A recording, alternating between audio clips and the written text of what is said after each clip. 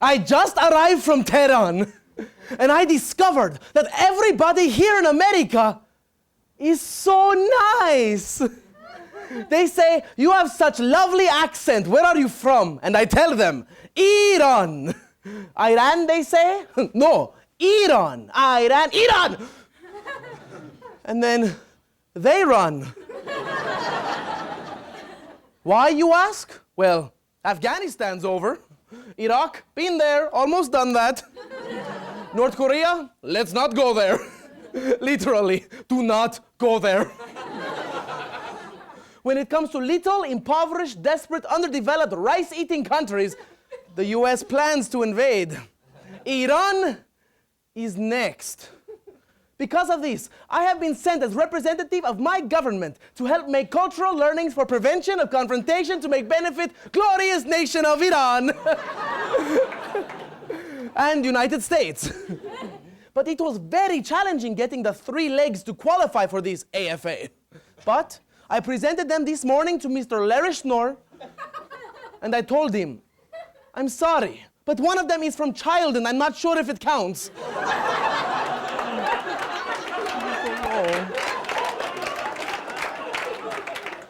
But I kid. I am just pulling the leg. I call that district. But no joke, it's what The Economist, February 10th, 2007 say. Since news spread that Iran is producing enriched uranium, US-Iran relationship has become rocky one. They are right. And if we're not careful, it could become an Iraqi one. So let's first review to history to see why our 2 countries don't get along. Then I will help you good Americans understand realities of Iran. And last, we make good plans so our future have no radioactive babies, yes? Then we eat. Oh, sorry, slight cultural difference. In TFA, Tehran Forensics Association, it's called dinner after speaking.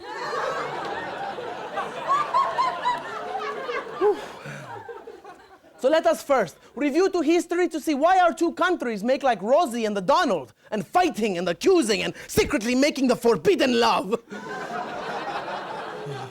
But I do have to say that Rosie, he's an impressive man. The Nationalist Public Radio's All Things Considered, November 16th, 2006 says that the bad blood really started flowing in 1953, which has made for one really bad period.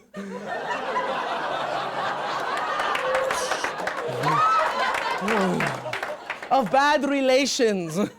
That year, US overthrew Iran's democratically elected prime minister and installed a real dictator, Shah Reza Pahlavi. But he was not so bad. On a scale of Gandhi to Hitler, he was a Cheney.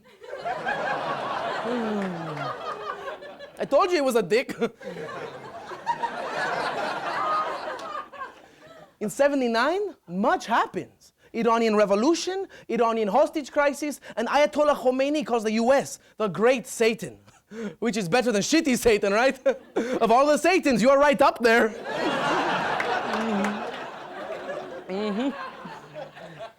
Then in 2002, your leader, George Bush the Little,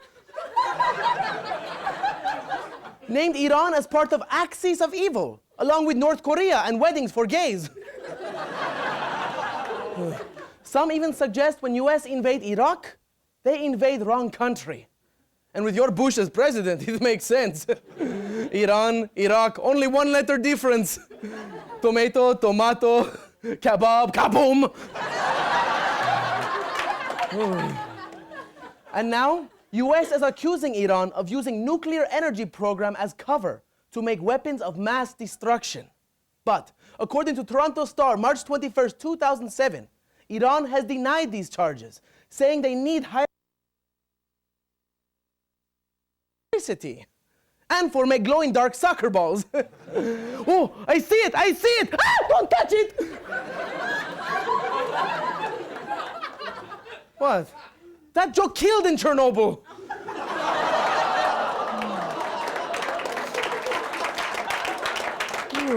Kaboom!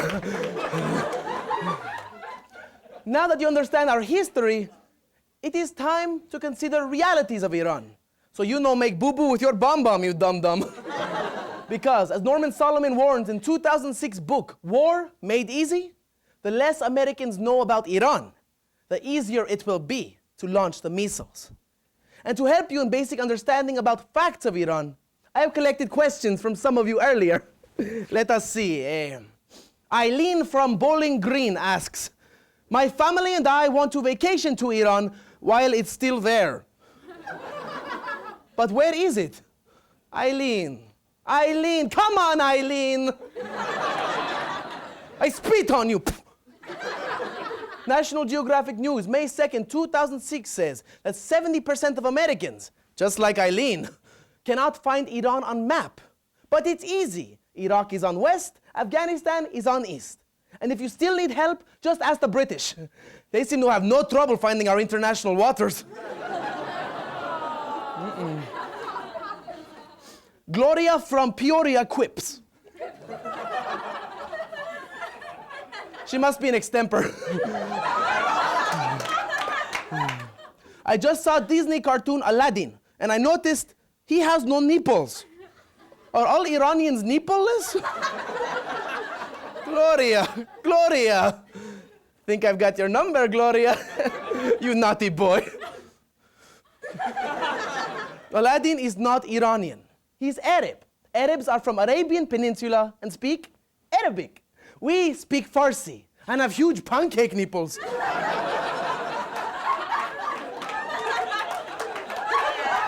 It's good. Last question. Plato from Mankato posits, who is your leader and would you like to trade? Not so fast, Plato. Our president, Mahmoud Ahmadinejad, is a little bit kooky. He denies Holocaust, secretly sells weapons to Iraqi insurgents, and believes Israel should be wiped off the map. Newsweek, January 8, 2007 says that many Iranians are actually embarrassed by our president. We have so much in common, yes? Truth is, we think very highly of US. Iranian magazine, March 17, 2007 says that Iranians actually envy Americans and embrace their lifestyles. We watch American movies and Farsi language versions of your TV shows, like How I Was Arranged with Your Mother. That's a good one. Law and Order, Death by Stoning Unit. And Extreme Makeover. Edition. We have so much in common, yes. So now that you understand our history and our country, it is time to consider options for settling of this matter. What? Am I invading your territory? You should be comfortable with that by now. I'm kidding. I just kid. You get it? So now that you understand our history and our country, it is time to consider options for settling of this nuclear matter. Are you ready? We have 3 options. Option 1. An axis of options. Option 1. Invade. Not invade. Do nothing. You can take Iran's word about nukes, shove other issues under thick Persian rug, and hope for best. Then watch in horror as Iran's secret plan unfurl and we take over world. Oh, Koschesh. It was supposed to be secret plan. Well, I guess that's out then. Back to old option 1, invade, which is option 2. But Iran's track record is very good. USA track record is not so good. But you know what they say, 17th time's a charm. Human Events, February 6, 2007 says that many Americans, some with convincing PowerPoint presentation, believe time for invasion is now. And the newt of the Gingrich even called Ahmadinejad, he called Ahmadinejad Hitler, which I think is kind of rude. He could have at least called him the Great Hitler. Worst argument is that Iranians want invasion for regime change. New Statesman, February 19, 2007 says, of all misconceptions about Iran, this is most dangerous one. And as one native Iranian reveals, as much as I despise this regime, I would be the first to lay down my life for my country. Which brings us to option 3. So important, I practice all in perfect English voice accent.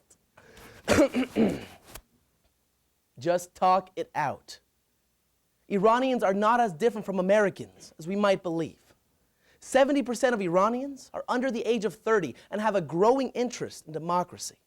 And for all their alleged human rights issues, Iran has elected not 1, but 2 female vice presidents. And while Ahmadinejad may be a little out there, as a half American, half Iranian, which is a tough thing to be right about now, I can assure you that neither side wants another war, and that both sides are completely in favor of finding a diplomatic solution. They have a lot in common.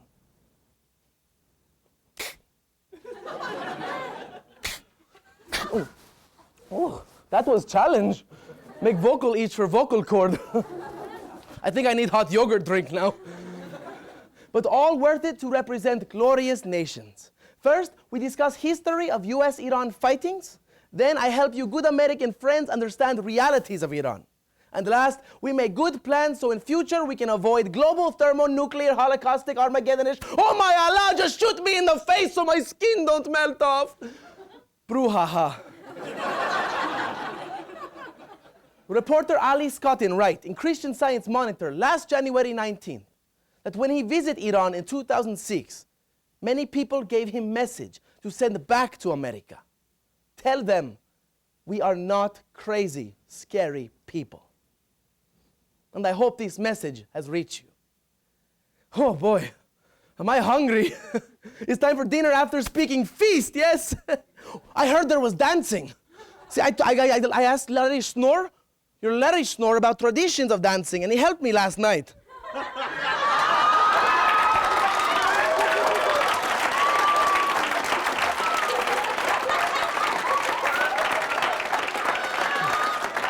And I've been practicing so much. Okay, ready? Be good to Papa. Papa, be good to you. Maybe we're not so much alike.